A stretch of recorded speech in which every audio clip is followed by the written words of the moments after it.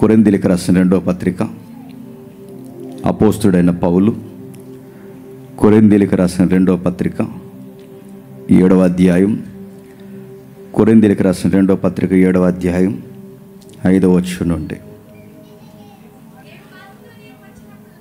మేము మాసిదోనియాకు వచ్చినప్పుడు మా శరీరం ఏమాత్రం విశ్రాంతి పొందలేదు, ఎటు పోయినను మాకు శ్రమయే కలిగను, ఎలుపట పోరాటాలు లోపట భయాలు ఉండెను. అయినను దీనులను ఆదరించు దేవుడు తీతు రాక వలన మమ్ములను ఆదరించను. పరిచర్య ఎలా చేయాలో తెలియాలి అంటే బైబిల్ ఉన్న భక్తులను మనం చూడాలి. అపోస్తుల యొక్క పరిచర్య ఒక విధముగా రగిలిపోతుంటే 12 గోత్రాలకి ఇశ్రాయేల్ వాళ్ళకి రిప్రజెంట్గా పనిచేస్తున్న అపోస్తులు 12 మంది ఒకవైపు ఉంటే, యావత్తు అన్ని జనాంగానికి ఒకే ఒక రిప్రజెంట్గా నిలబడిన ఒకే ఒక వ్యక్తి అపోస్తుడైన పౌలు. ఎందుకో కొంతమంది వ్యాఖ్యానకర్తలు, మేధావులు, పండితులు అంటారు, క్రీస్తు తర్వాత అంతగా అసూలు బాసిన వారి జాబితా ఒకవేళ లెక్కేస్తే 2nd కేటగిరీ పౌలుకి ఇవ్వచ్చేమో అన్నారు. ఆయన గురించి మాట్లాడుతున్నప్పుడు 1, 2 ఎన్ని ఇబ్బందులు కలిగాయి ఆయనకు సువార్తలో. ఆయన మాట్లాడుతూ అంటున్నాడు, మేము మాసిదోనియాకు వచ్చినప్పుడు మేము టీమ్స్గా పనిచేసేవాడు, ఎక్కడికి వెళితే అక్కడ గుంపులు తయారు చేసేవాడు. అక్కడికి వెళ్ళేవాడు 4 రోజులు ఉండేవాడు, అక్కడ సంఘం కట్టేవాడు. ఇక్కడికి వెళ్ళేవాడు 3 వారాలు ఉండేవాడు, సంఘం కట్టేవాడు. మరో ప్రాంతానికి వెళ్ళేవాడు, నెలలు ఉండేవాడు, సంఘం కట్టేవాడు. 1 ఏడాది ఒక్క చోటు ఉంటే అంతియోకియ ప్రాంతంలో క్రిస్టియన్స్ అనే సౌండ్ తీసుకొచ్చాడు. అన్యజనుల మధ్య అంతియోకియ అనే ప్రాంతంలో ఎటకారంగా అన్నారో, కితాబిచ్చారో, ఏమన్నారో తెలియదు, కానీ వీరెవర్రా అంటే క్రిస్టియన్స్ అన్నారు. రివైవల్ స్టార్ట్ చేశాడు.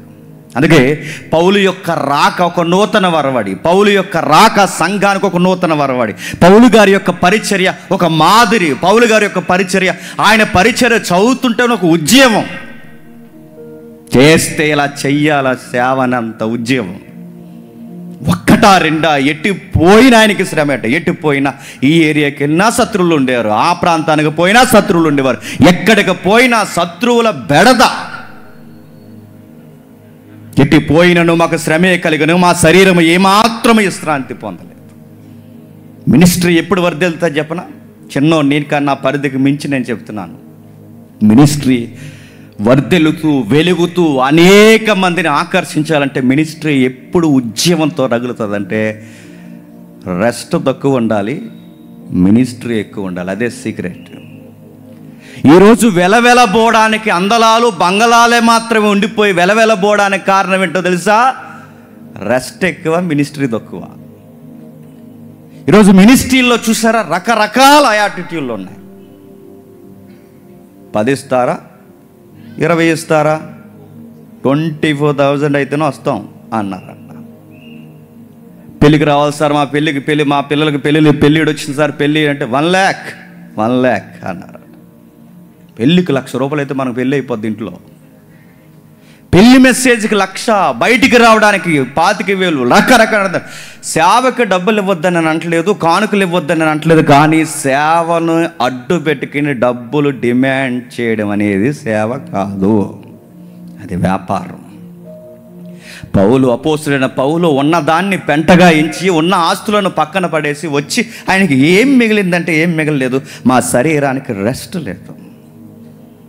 పౌలు గారు కానీ పౌలు గారు కూడా తిరిగిన వారి యొక్క ఆ అనుచరులు లేదా ఆయన శిష్యగణాంగం లేదా ఆత్మీయంగా కనిన బిడ్డలు ఎవరైతే ఉన్నారో వాళ్ళ హెల్త్లు డిస్టర్బెన్స్ అయిపోయినాయండి, ఆరోగ్యాలు పాడైపోయాయి. తిమోతికి స్టమక్ ప్రాబ్లం వచ్చేసింది. సేవలో తిరిగి ఒకరోజు తిని, ఒకరోజు తినక, ఒకరోజు నిద్రపోయి, మరొక రోజు నిద్రపోక, ఒకరోజు ఉండి ఒక రోజు లేక, చలి, ఆకలి, దప్పులు, ఈ పరిచర్య అనే దాంట్లోకి వచ్చారు, వాళ్ళ ఆరోగ్యాలు పాడయ్యాయి. కొందరు వ్యాఖ్యానకర్తలు చెప్తున్నారు, కొందరు మేధావులు చెప్తున్నారు, నవతవర పండితులు అంచనా చెప్తున్నారు, పౌలు గారి యొక్క హెల్త్ కూడా డిస్టర్బెన్స్ అయిపోయిందంట. అందుకే ఆయన అంటాడు, నా బాహ్య పురుషుడు దినదినం క్షీణించిపోతున్నాడు, నా ఆంతర్య పురుషుడు రోజు రోజు నూతన పరచబడుతున్నారు. అంటే ఈయన సేవలోకి వచ్చి సాధించిందేమీ లేదు. అధికారాలు పోయాయి, గౌరవాలు పోయాయి, ఉన్న బలాలు పోయాయి. ఏమున్నాయంటే శ్రమలు ఎక్కువైపోయాయి. ఎటు పోయినను మాకు శ్రమ కలిగింది. ఎంత శ్రమ కలిగింది అంటే ఎంత కిరాణా లిస్ట్ అంత శ్రమ రాశాడండి ఆయన ఒక అధ్యాయం. చదివినా తరగదు, చదివినా తరగదు, చదివినా తరగదు. ఇన్ని శ్రమలు మీరు ఎలా అనుభవించారంటే లిస్ట్ రాసి పెట్టాడు మనలాంటి వారి కోసం. ఏమని రాస్తున్నాడు చూడండి. ఇదే కొరింథీ పత్రిక 11వ అధ్యాయం, ఇదే కొరింథీ పత్రిక 23వ వచనం నుండి, వారి క్రీస్తు పరిచారకుల ఎర్రివాని వలె మాట్లాడుచున్నాను, నేను మరి ఎక్కువగా క్రీస్తు పరిచారకుడను, మరి విశేషముగా ప్రయాసపడుతుని. పౌలు గారిని ఎటకారం చేస్తున్నారంటే ఎవరు? అదొక సేవ, ఆయన ఒక పరిచర్యుడు, ఆయన ఒక పరిచర్య చేస్తున్నాడు, పైగా అపోస్తులుడా. పౌలు అంతేం కాదులే అని పౌలు గారిని కామెంట్ చేస్తున్నారట. కోపం వచ్చిందో, బాధలో పలుకుతున్నాడో, ఎలా అంటున్నాడో, మొత్తం మీద తన పడిన బాధ మాత్రం ఒక లిస్ట్ అవుట్ చేసి రాస్తున్నాడు. ఎటకారం చేస్తున్నారు కొరింథీ సంఘంలో. ఆ పౌలు గారు పత్రికలు పెద్ద చెప్పుకోదాకా కదలండి, పత్రికలు ఒకవేళ బాగున్న మనిషి అంత పర్ఫెక్ట్ కాదులేండి అన్నారు. చెప్పుకోదగ్గంత మనిషి ఏం కాదండి పౌలు గారు. ఎటకారం చేస్తున్నారు, ఆయన అపోస్తులత్వాన్ని దిగజార్చి మాట్లాడుతున్నారు. దొంగ అపోస్తులు తయారైపోయారు. ఆ సంఘానికి కౌంటర్ చేస్తూ రాస్తున్నారు, ఎవరు నా మీద కామెంట్ చేశారో, ఎవరు నన్ను అంటున్నారో, నా సేవను నన్ను ఎవరైతే ఎద్దేవా చేసి మాట్లాడుతున్నారో మీరు గుర్తుపెట్టుకోండి, వాళ్ళు గుర్తుపెట్టుకోండి, వాళ్ళందరికీ చెప్పండి, వారి పరిచారకులా నేను పరిచారకుడిని. ఎర్రివాని వలె మాట్లాడుచున్నాను, మరి ఎక్కువగా క్రీస్తునందు పరిచారకుడను, మరి విశేషముగా ప్రయాసపడి తిని, మరి అనేక పర్యాయములు చెరసాలలో ఉంటిని, అరెస్ట్ అయిపోయాను. క్రీస్తు సువార్త చెబుతున్నందుకు ఒక్కసారి కాదు, 2 సార్లు కాదు, తీసుకెళ్ళి నన్ను పడేశారు లోపల. పౌలు గారి చెరసాలు ఇప్పటికే జాగ్రఫికల్గా చూడండి ఎంత విచిత్రంగా చిత్తడిగా ఉంటుందండి ఆ చెరసాల. చమాయింపుకి అది ఎంత చమాయింపుకు గురై ఉంటుందో, అది ఎంత చలిగా ఉంటుందో మీరు ఆ చరిత్రలు చదవండి. పేతురు గారిని పడేసిన చెరసాలు కానీ, పౌరు గారిని పడేసిన చెరసాలు కానీ, గతకాలపు ఖైదీలు ఎవరైనా లోపల చనిపోయి ఉంటే ఆ చనిపోయిన ఆ శవాలకి పురుగులు పట్టిన ఆ శవాన్ని అలాగే వదిలేసేవారట, అలాంటి జైల్లో పడేసేవారట. అలాంటి జైలుకి పోయాను నేను, రకరకాల విషయాల్లో నలిగిపోయాను. ఇంకా చెబుతున్నాడు చూడండి, అపరిమితముగా దెబ్బలు తింటిని. ఎందుకు దెబ్బలు తిన్నాడు? సువార్త చెబుతున్నాను అని కొట్టేశారు. అపరిమితముగా దెబ్బలు తింటిని, అనేక పర్యాయములు ప్రాణాపాయముల్లో ఉంటుంది. యూదుల చేత 5 మార్లు ఒక్కడు తక్కువ 40 దెబ్బలు తింటిని. అనేక సార్లు నాకు స్కెచ్ చేసేసారు. నాకు ఒక టీం ఫామ్ అయిపోయింది. అన్నం తినకుండా, అన్నం కూడా తినకుండా వాళ్ళు కన్ఫర్మ్ అయిపోయారట. ఈ మనిషిని ఏదో ఒకటి చేసే వరకు అన్నం కూడా ముట్టకూడదని నిర్ణయాలు తీసుకుని ఒక టీమే పనిచేస్తుందంట పౌలు కోసం. నాకు అనిపిస్తుందండి, గొప్ప సేవ జరుగుతుందంట అని గుర్తేని చెప్పనా? ఆపోజిషన్ కూడా అంత గట్టిగా ఉన్నప్పుడేనండి బాగుంటుంది సేవ. మనల్ని వ్యతిరేకించే వాళ్ళు, మనల్ని ఇబ్బంది పెట్టేవారు, అంత వ్యతిరేకించే వాళ్ళు, మనల్ని తీసేయాలని చూసేవాళ్ళే మనకి ఎదురుగున్నప్పుడు తప్పకుండా సేవ గట్టిగా ఉంటుంది. మనల్ని వ్యతిరేకించే వాళ్ళు ఉండాలి, మనల్ని అనేవాళ్ళు ఉండాలి, మనల్ని తగ్గించి మాట్లాడే వాళ్ళు ఉండాలి. వాళ్ళు ఉన్నప్పుడే, మళ్ళీ చెప్తున్నాను, వాళ్ళు ఉన్నప్పుడే మన లోపాలేటో మనకు అర్థమవుతుంది. వాళ్ళు ఉన్నప్పుడే మన సేవల కసేంటో మనకు అర్థమవుతుంది. వాళ్ళు ఉండాలి, మనల్ని అనేవాళ్ళు ఉండాలి, మనల్ని ఎటకారం చేసేవాళ్ళు ఉండాలి, మన మాటలు అనేవారు కావాలి, నీది ఒక సేవలు అనేవాళ్ళు కావాలి. అవును, నాది గొప్ప సేవని, నా సేవలో సమాధానం చెప్పేంత కసిరి అయిపోయేవాడు అనేవాడు నాకు ఉండాలి. పౌలు గారిని అంటున్నారట, ప్రాణాపాయాలు. ఎన్నిసార్లు తీసేద్దాం అనుకున్నారో, ఎన్నిసార్లు మనిషినే తీసేద్దాం అనుకున్నారట, మనిషినే లేకుండా చేసేద్దాం అనుకున్నారట. భోజనాలు మానేసి కంకణ కట్టుకుని టీమ్గా తిరుగుతున్నారట. యూదులు కొట్టారు 5 మార్లు, ఒకటి తక్కువ 40 దెబ్బలు కొట్టారు. మామూలు దెబ్బలు అవి.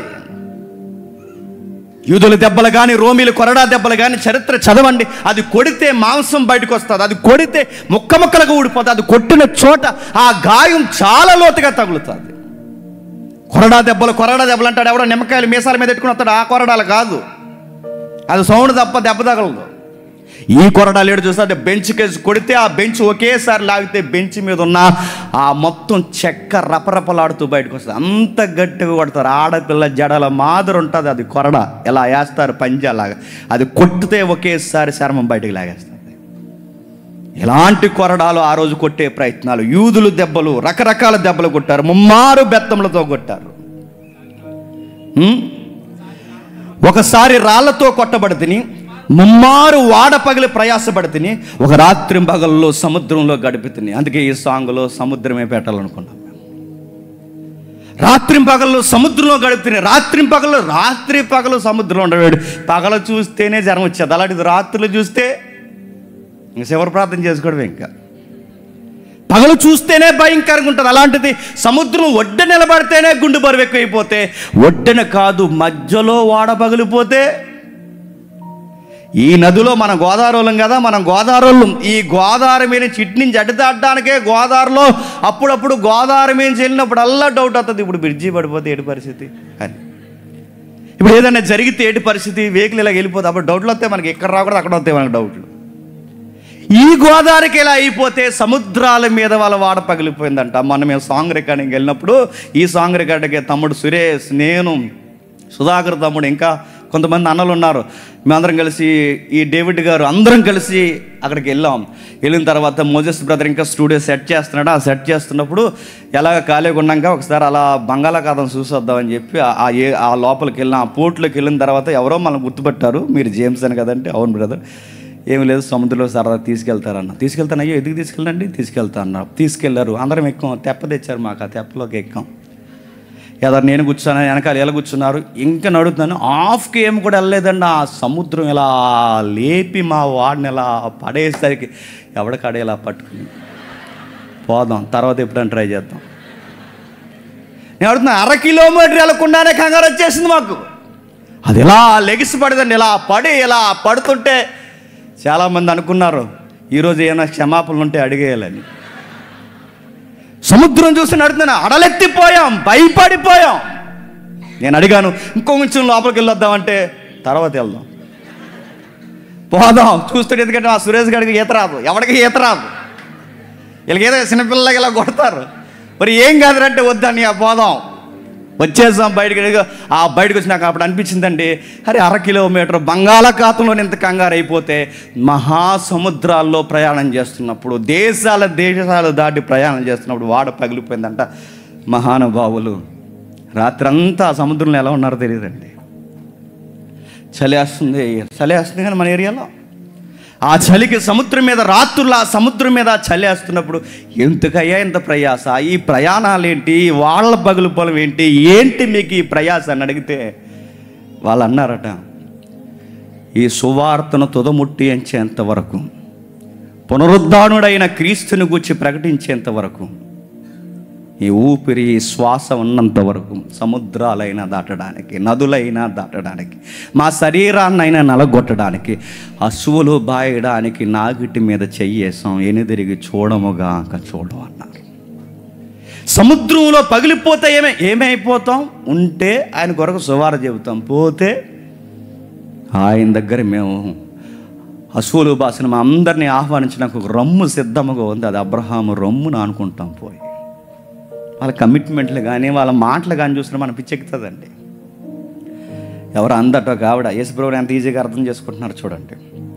ఎవరో ఒక ఆవిడ అందట, ఏమన్నది తెలుసా, ఆవిడ మాట్లాడుతూ సడన్గా వాళ్ళ ఆయన గారు తిట్టారు. బుద్ధి లేదు, ఎప్పుడు కూరలలో కొడుతూ సిగ్గు లేకుండా.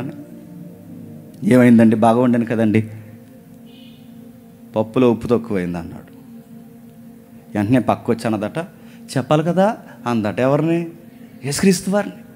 అలా ఆయన పప్పులో ఉప్పు తక్కువైందని ఆవిడని తిడితే ఈవిడ గారు పక్కడికి వచ్చి అన్నదట, చెప్పాలి కదా, చెప్పకుండా అలా ఉంటావేంటి, ఎవరిని, ప్రభువుని.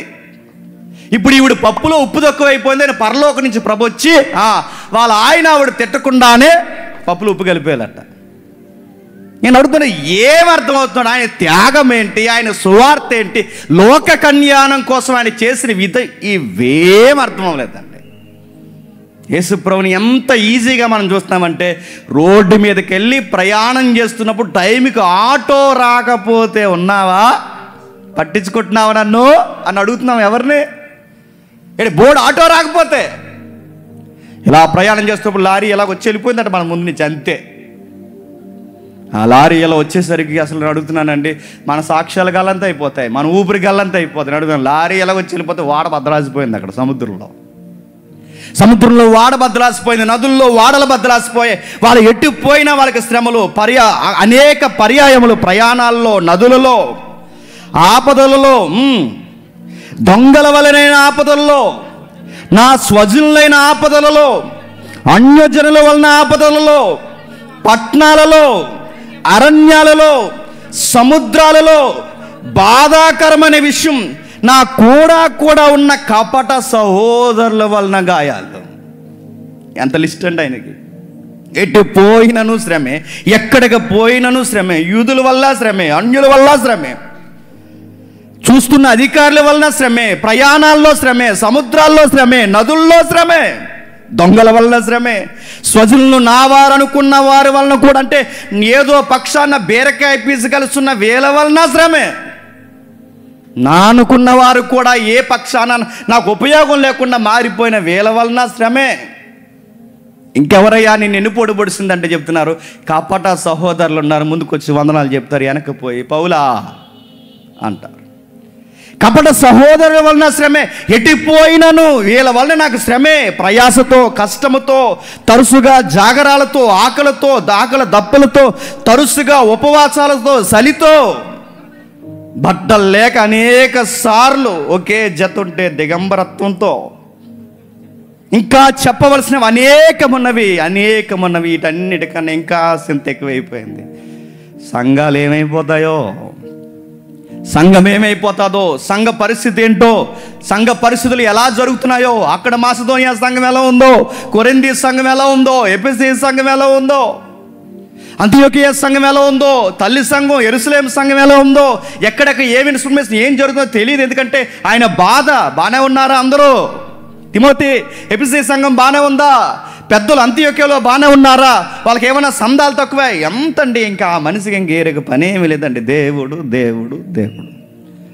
జీవితంలో సువార్త. దేవుడు అంటే వాళ్ళు తిన్నా దేవుని కొరకే తిన్నారు, వారు తాగినా దేవుని కొరకే తాగారు, వాళ్ళు ఏం చేసినా దేవుని కొరకే. ఎందుకంటే అది భోజనమైనను, పానీయమైనను, ప్రయాణమైనను, నిద్ర అయినను, కరువైనను, ఖడ్గమైనను, ఏదైనను ఆయన కొరకు చేయడానికి మేము పుట్టామన్నారట.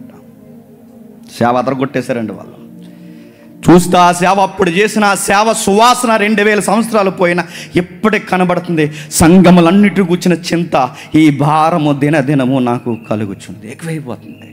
సంఘము పరలోకానికి గవిని ఏదన్నా ఉంది అంటే, పరలోకానికి ముఖద్వారం ఏమన్నా ఈ భూమి మీద ఉందంటే సంఘము.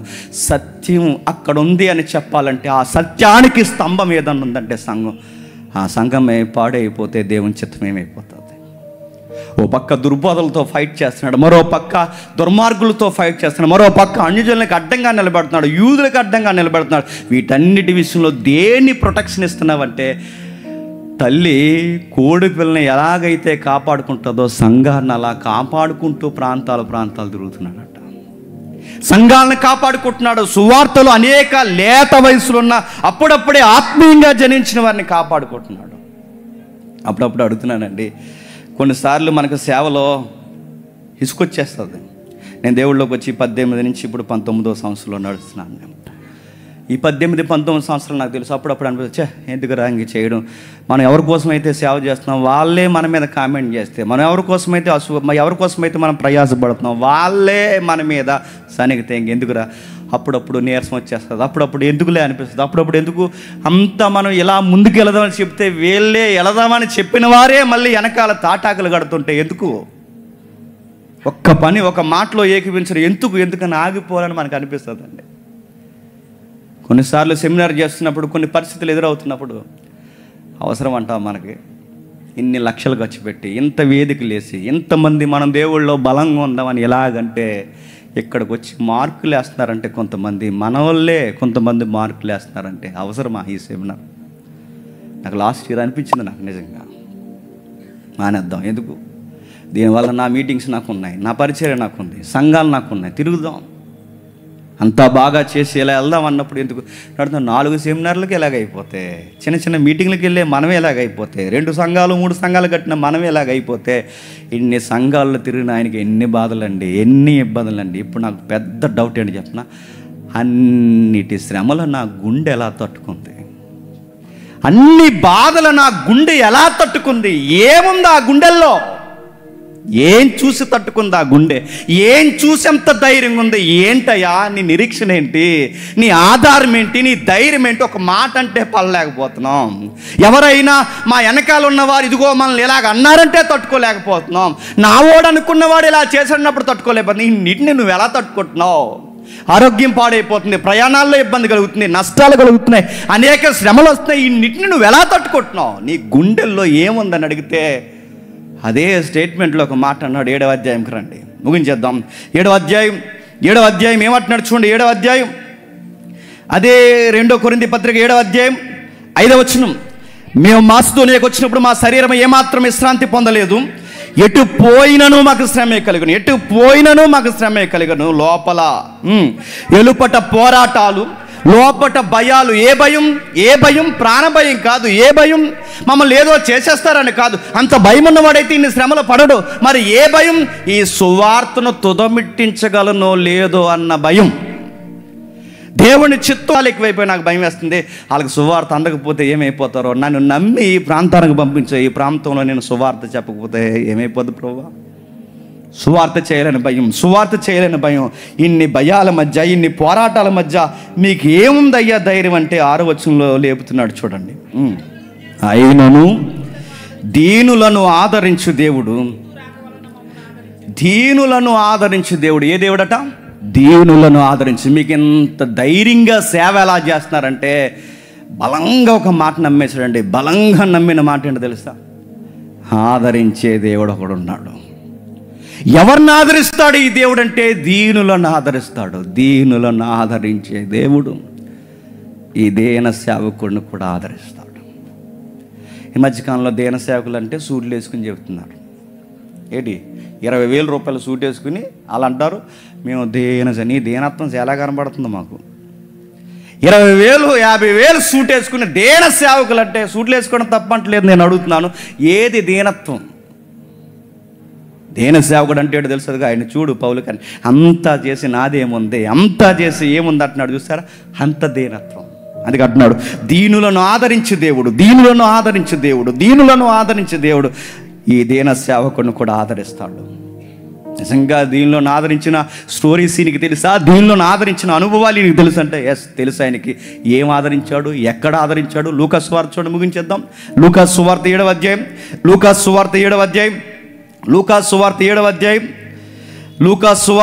అధ్యాయం ఒక దేన కుటుంబానికి వచ్చి మాట్లాడుతున్నాడు చూడండి. లూకాసు వార్త 7వ అధ్యాయం 11వ వచనం.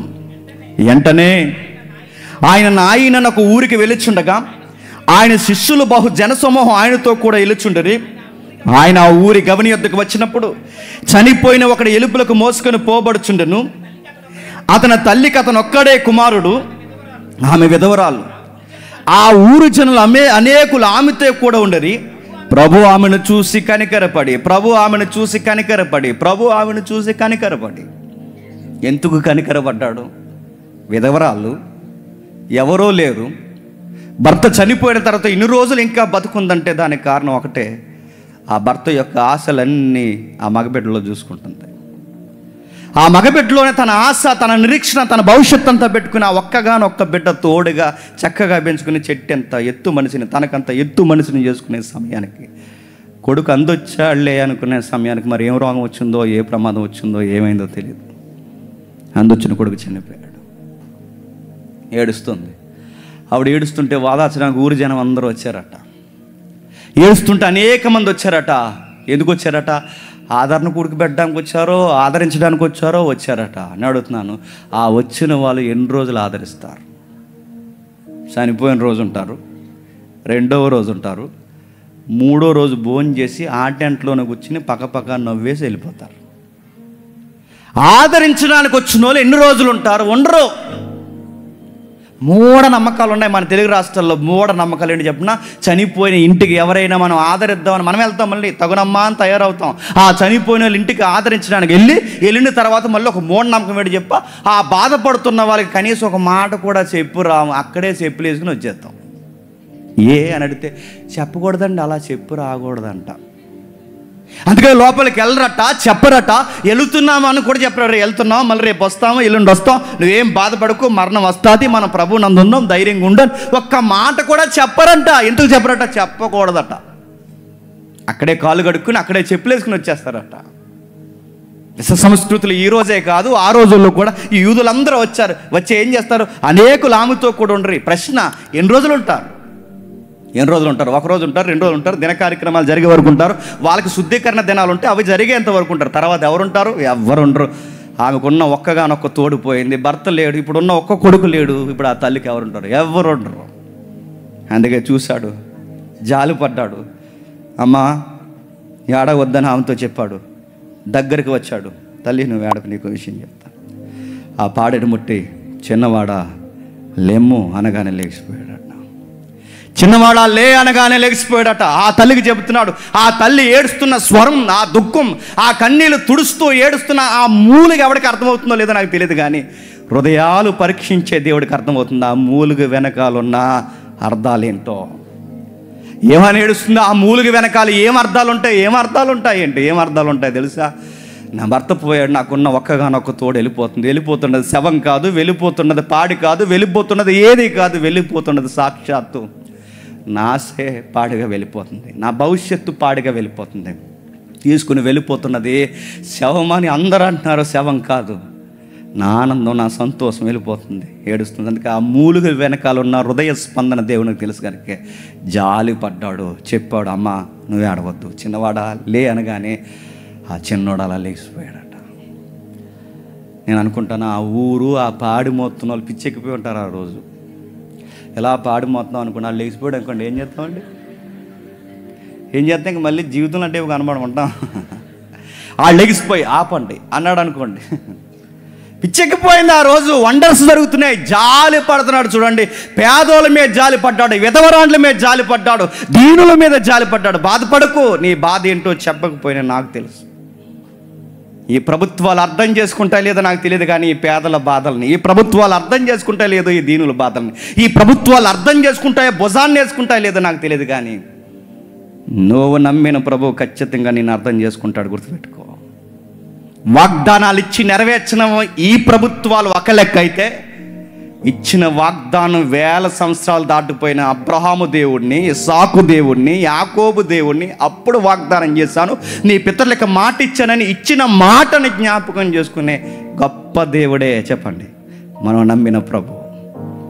మాట తప్పనివాడు, మాట నెరవేర్చేవాడు, మాటను జ్ఞాపకం చేసుకునేవాడు. అందుకే చనిపోయిన ఆ బిడ్డను లేపాడు, దీనులను ఆదరించాడు. ఇంకెవరిని ఆదరించాడు? ఎవరెవరిని ఆదరించాడు? చాలామంది ఉన్నారు లిస్టులో. చదువుకుంటూ పోతే, చక్కగా ధ్యానించుకుంటూ పోతే ఎన్నో విషయాలు, ఎంతమంది దీనులను కట్టాడో. నడిచి వెళ్ళిపోతున్నాడు. ఆ నడిచి వెళుతుండగా ఊరంతా దూరంగా పెట్టేసింది వాళ్ళు. లోపలికి రాకండి, ఇటు చట్ట ప్రకారం కానీ ఆత్మీయంగా కానీ యెరూషలేము లోపలికి రాకండి, వచ్చారంటే మిమ్మల్ని చంపుతామేమో అనుకున్నారు. మళ్ళీ ఎవరో కాదు, కుష్ఠరోగులు. ఎవరిని వెలుపుని ఎక్కడో ఉండమంటారు కుష్ఠరోగుల్ని, ఆ బయటకు పోయారు. అందరూ అలా వస్తారు, అటువైపుకి రారు, అటు నుంచి అటే పోతారు, ఎందుకంటే అది కుష్టి అంటుకుంటుంది. ఆ దారిని ప్రభు కూడా వెళుతుంటే దూరం నుంచి అరిశారట, దావీదు కుమారుడా, దావీదు కుమారుడా, దావీదు కుమారుడా, మమ్మల్ని స్వస్థపరచవయ్యా అని అడిగారట. జాలిపడి ఆ దీనుల దగ్గరకు పోయి వాళ్ళ చేతులు పట్టుకుని అన్నాడట, నాకు ఇష్టమే, మీరు శుద్ధులు కండి. శుద్ధులుగా మార్చేశాడు వాళ్ళని. దీనులను ఆదరించు దేవుడు, ఎదవరాండ్లను ఆదరించు దేవుడు, అమాయకులను ఆదరించు దేవుడు, శవాలను లేవనెత్తినవాడు, ఇలాంటి గొప్ప కార్యాలు జరిగించే దేవుడు, ఆ దీనులను ఆదరించిన దేవుడు ఈ దీన సేవకుడిని కూడా చెప్పండి ఆదరిస్తాడని చెబుతున్నాడు. ఆయనే అపోస్తుడైన పౌలు గారు. చరిత్రలో అదుగో ఆ ఎదవరాన్ని ఆదరించిన దేవుడు, చరిత్రలో అదుగో ఆ పేదోళ్ళని ఆదరించిన దేవుడు, ఆ కుష్ఠరోగులను ఆదరించిన దేవుడు, ఎంతో మందికి ఆదరణగా నిలబడిన ఈ దేవుడు నన్ను కూడా ఆదరిస్తాడు. ఊరంతా దూరం పెట్టింది, చెప్పితే దరిదాపులు కూడా రానివ్వరు. పలానా అమ్మాయికి అశుద్ధంలో ఉందట, తనకి నెలలు దాటిపోయినా, సంవత్సరాలు దాటిపోయినా ఇంకా ఆ రోగం తగ్గలేట. ఆ రోగం పేరు రక్తస్రావం.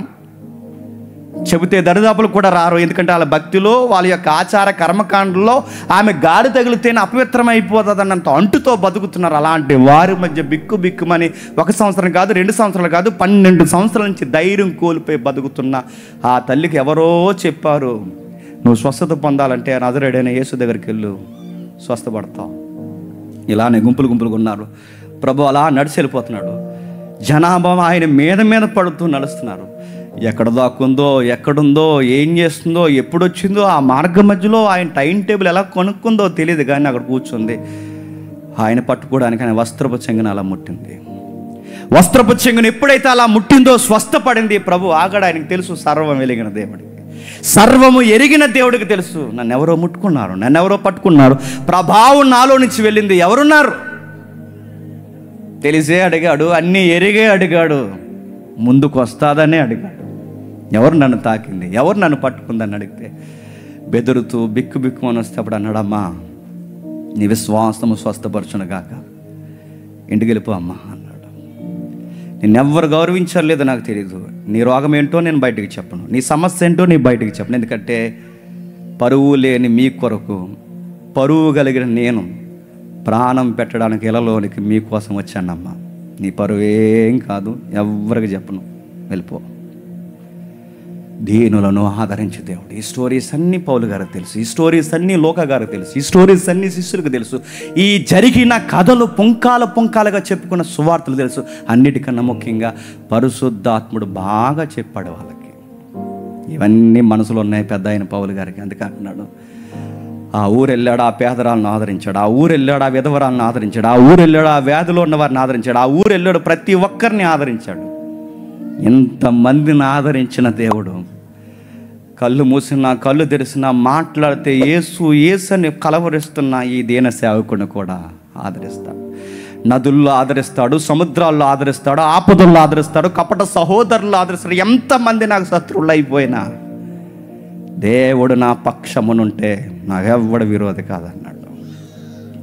దేవుడు నాకు తోడై ఉంటే అది కరువైనను, ఖడ్గమైనను, హింస అయినను, బాధ అయినను, ఆటంకమైనను, శత్రులు వేవేల కొలది లేచిపోయినను ఆయన నా పక్షమునుంటే ఎవడు నాకు విరోధి. ఈ మాట చెప్పినప్పుడు అప్పుడే అనిపించిందండి ఈ పాట రాయాలని. ఎలా రాశారు జేమ్స్ అంటే, ఇది యెహోవా నా దేవా పాట మీరు రిలీజ్ చేయక ముందు ఆ పాట కోసం డిస్కషన్ జరుగుతున్నప్పుడు ఆ పాట ఒక సహోదరుడికి వినిపిస్తే ఆ కుమారుడు, ఆ సహోదరుడు ఆయన అన్నాడు, నేను పేరు చెప్పను, ఆయన ఏమన్నాడంటే, పాట బాగానే ఉందన్న, యెహోవా నా దేవా పాట సూపర్ అదిరిపోయింది, కాకపోతే ఈ సంవత్సరం రావాల్సిన పాట కాదు, దానికన్నా ముందు ఇంకా సువార్తతో మెనవేసి ఒక పాట రావాలన్నా, అలాంటి పాట ఉంటే ట్రై చేయండి అంటే, యెహోవా నా దేవా బాగా వచ్చిందని మేము పొంగిపోతే ఉన్న గాలి తీసేశాడు మాకు.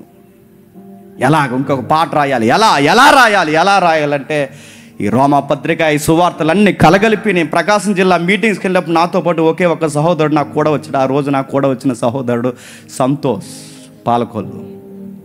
అన్న నేను కొన్ని లైన్స్ చెప్తాను, టకా నువ్వు టక రాయి, మొబైల్లో రాస్తావు, ఎలా రాస్తావు రాయి, ఈ ఫీలింగ్ మనం నిద్రపోవద్దు, రాత్రి అంతా ఈ పదాలన్నీ కూర్చు, మనం వీలైతే నెక్స్ట్ ఈ పాట మనం రిలీజ్ చేద్దాం, యెహోవా నా దేవ ఆపేద్దాం, ముందు ఈ పాట రిలీజ్ చేద్దాం అంటే మోజెస్ బ్రదర్ అన్నాడు, లేదు బ్రదర్ నాకు ఫీల్ ఉంది ఈ పాట యెహోవా నా దేవే రిలీజ్ అయిపోవాలి, వీలైతే నెక్స్ట్ ఇయర్కి ఈ పాట చూద్దామని. ఎప్పుడో ఏడాది క్రితం మమ్మల్ని కామెంట్ చేసిన సహోదరుని బట్టి రాసిన పాటే లే